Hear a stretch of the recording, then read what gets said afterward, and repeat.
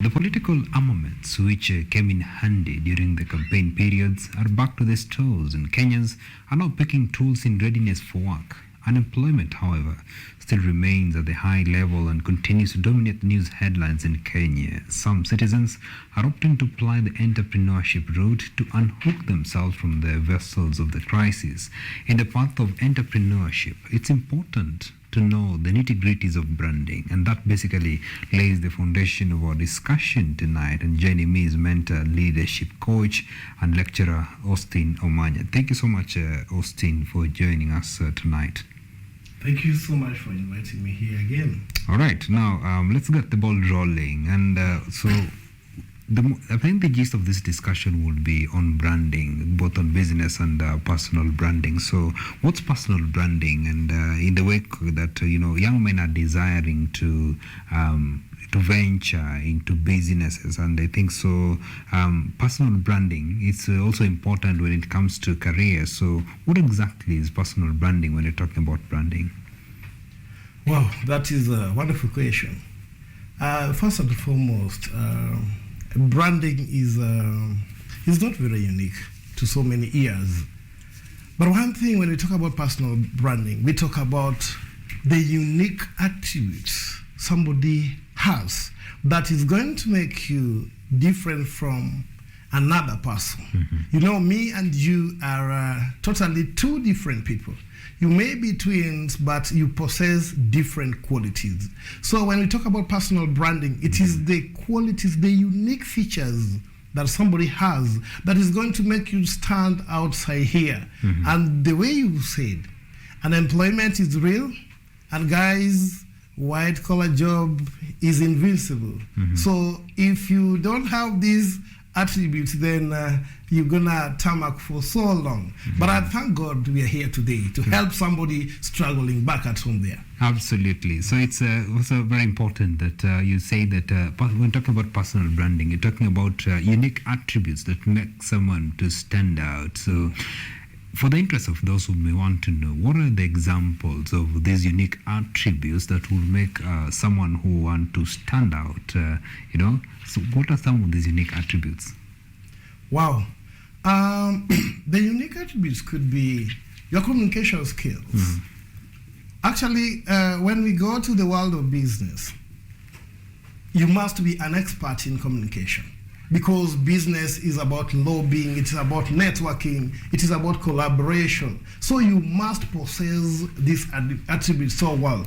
So communication skills, very important. Networking skills, very important. How are you able to blend with people? You must be a good planner. And this is where sometimes I get it wrong with young people. Waking up and you don't know what exactly you're going to achieve for that day. And that is why I normally advise people outside there that you can never start your day without what we call to-do list. Mm-hmm. Because if you fail to plan, you are planning to fail. Mm-hmm. And eventually you will be down there. Mm-hmm. So planning, management, and all these will give you best attributes to personal branding. Mm-hmm. We have self-discipline in the sense of time management. Are you a good time manager? If you're not a good time manager, then how are you going to create difference outside there? Because this world belongs to those who will say, yes, that is the bull. I'm going to take it by its horns and I'm going to get where I want. Mm-hmm. Yes. All right. Well noted, Omanya. So I don't know whether really personal branding and business branding, because we understand that branding is not only on the personal level. Also, I think for most people who knows about brands, knows in the business arena. So the personal branding and business branding, do they intermarry at some point? Wow, that is amazing. You can never separate personal branding and business branding. Mm-hmm. Actually, do you know what? People buy you because you are a brand. Mm-hmm. People can never come to your business and you are not a brand. So if today I'm in a business, there's a kiosk I'm running somewhere there, people would want to first of all buy me before they buy my products. Mm-hmm. So that it is very important that we blend the two. The two blend so well, because your business will not go walk outside there and lobby for clients. It is you to do this work. I mean, it is you to do, marketing and all those. So, personal branding and business branding, all these goes hand in hand. Because if you are bogus, however much you are going to brand your business with graphics and all those beautiful colors, still it is going to be useless. And you've seen several businesses in town which are not doing well at all, despite the fact that the owners tried, doing a lot of graphics and all that. So it is you who people are going to buy. Right. So personal branding becomes number one, and then number two, business branding. But there's a very good correlation between the two. All right. Mostly, maybe just to borrow from the point when you told us of the unique attributes of personal branding. I noted them here because they're also of importance to me. Communication skills, networking skills, being a planner, management, of course, and self-discipline. So now that you've noted to us that the two, the personal branding and business branding, it correlate well with each other. So what are now the unique attributes of proper business branding? Because if you are having now the personal branding and now you want to put them into practice in your business, so in the business branding, so what really are some of these unique attributes that someone needs to possess in terms of business branding? Wow, I think I mentioned part of them there. But for you to understand these, briefly allow me to just take you through the steps of personal branding. Right. Then we look at the attributes of branding a business. Right. I think that's going to help you so much. Sure. Number one of the best steps of personal branding is knowing yourself. I talk to people here and there, telling them about what we call the identity. Who are you?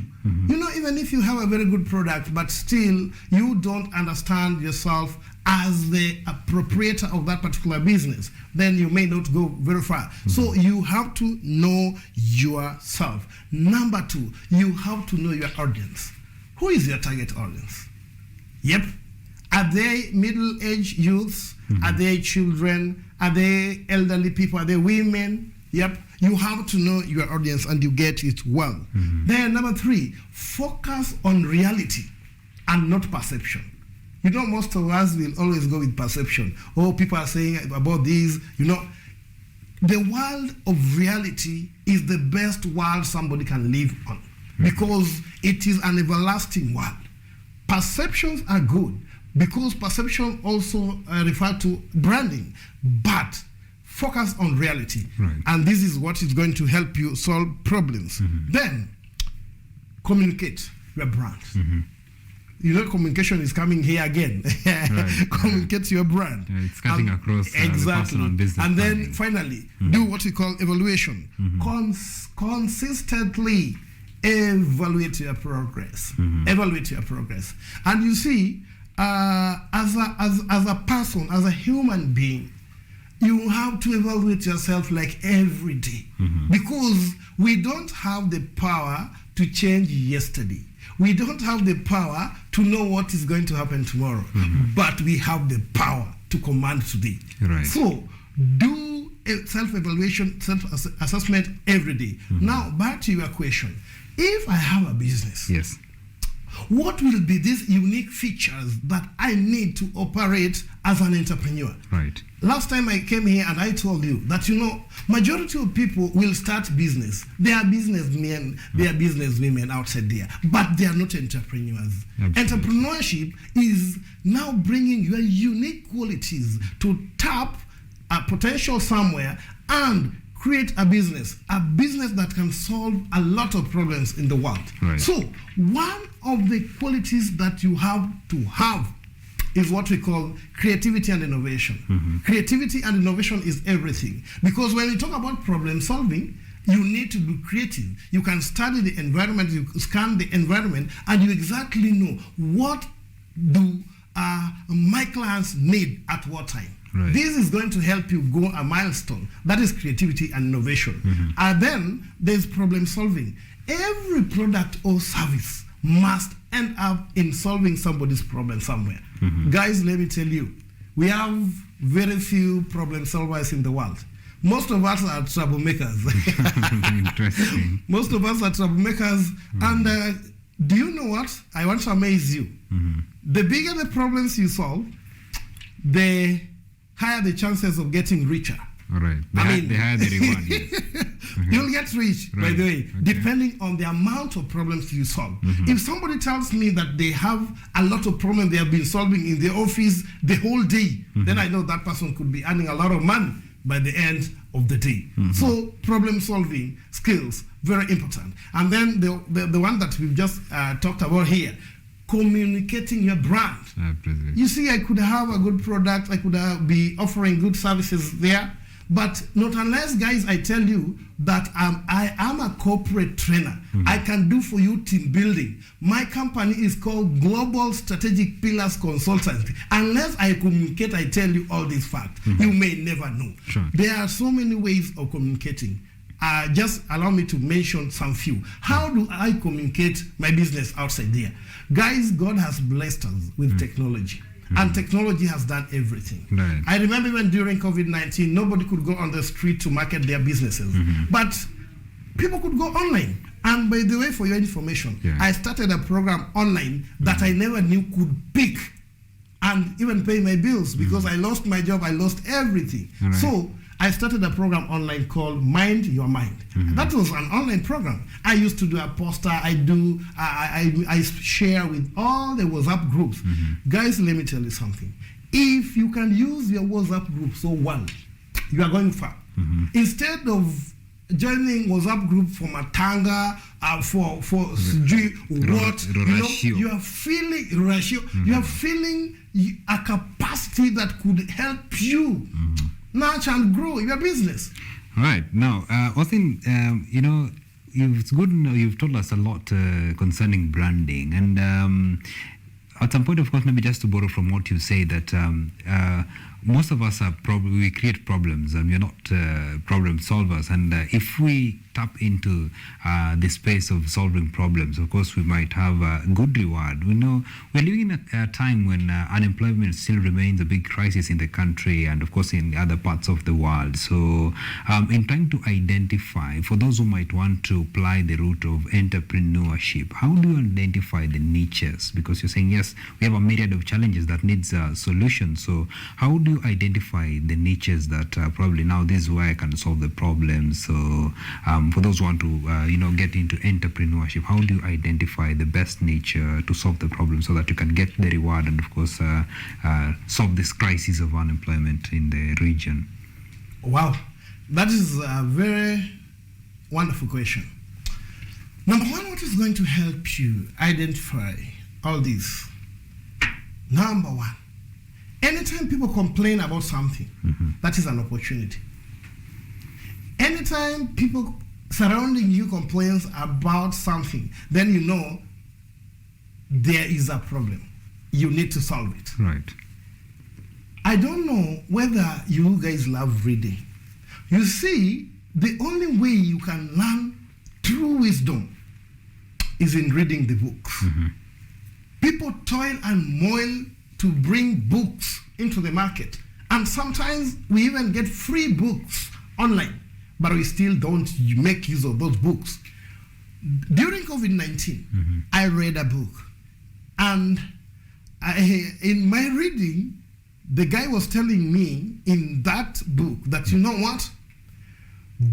If you want to be a millionaire, sit down one day and write 20 ideas. Get me right? Write 20 ideas. And out of these 20 ideas, use the 20th idea. Do you know what I find out?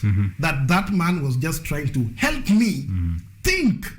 Because you can never think with the same perception, with the same complaints. You can never grow. Right. So, reading is very, very paramount, because through reading, you're going to get a lot of information. guys, you can even go to YouTube and learn about all this. Right. So when you hear people complaining about something, if you can go read, get information, I'm telling you, you are going to become the greatest entrepreneur of all the season. And so long as guys like us are there to take you through, you are going far. Yes. All right. Now, one thing that stands as a big problem, of course, I don't know how this one will be solved. I don't know whether someone might tap into that niche, because most entrepreneurs and probably startups, the greatest fear is on capitation. And I don't know whether we feel that the government of the day has addressed this, because during the campaigns, they were out and about talking to the young people, the young generations, and of course the SMEs, saying that there will be allocations for people who are into business. They'll be borrowing money. So I don't know whether you feel this was really addressed, and now the issue of capitation for those who are startups. Are there leverages that they might be having outside the policies that the government was trying to bring on board? Oh, wow. That's amazing. There is something I want to correct before I can answer that question vividly. Number one, you don't need capital to start a business. And that is the rendition that has been going all along. That I want to start a business, but I don't have a capital. No. The first thing that you need as an entrepreneur is an idea. This idea is going to give birth to a lot of things, including that money that you will need to start that business. Because anytime you want to start something big and you are thinking on how you're going to go about it financially, then you'll never start anything meaningful. So idea is very paramount. Yes, the government had promised young people, especially young people, that, we are going to give you this much to start your businesses. I don't think that is that can cure the rate of unemployment in this nation. Yep. One thing I want to advise young people is what we call savings culture. Savings culture. When we are doing financial literacy, this is one thing that we normally insist as long as we exist. Why? Savings culture will make you go miles away. Why? Because you don't need a loan to start a business. Guys, I'm repeating. You better start that business with the little that you have and escalate, you grow that business. Because anytime you go borrow loan there, one thing you have to know is that entrepreneurship is about risk taking. But I think that the step of borrowing a loan probably is also another step of taking risk. What do you think about it? Yeah, it is taking, but risk should also be weighed. You cannot just take a risk that is going to plunge you into depression. The following day you call me for a mental health program. So what will happen is this: we need to really teach our children about money, about savings culture. Once we have the savings culture, then we are able to get surplus. Surplus is now the loan we are talking about. Right. Surplus is now maybe donation from my friends, our family members, and things of the kind. Then we are able to tap and go. And guys, let me tell you something. The government, I remember during the, we had a program called Youth Employment Summit. And guys, that is what gave birth to the Youth Fund. Yes. Yep. Youth Fund is there. And at one time I was working with the Ministry of Youth Affairs in charge of a constituency. And I can amaze you what happened. We gave young ladies, we gave young men the money. And they were not able to pay back this money. Because financial literacy is what we are lacking. Right. Actually, you need to know how are you able to be accountable for every coin that falls in your pocket. And maybe just on a light note, because now you're in the teaching profession, and probably I know when the president set up a task force to review the CBC curriculum, I know in the reviews probably they'll remove some things and probably add some things to it.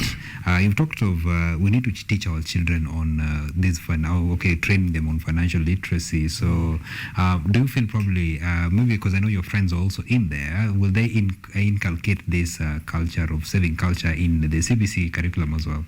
Or rather, is it important because you need to probably pass this message to them? CBC, as it stands, is a wonderful curriculum.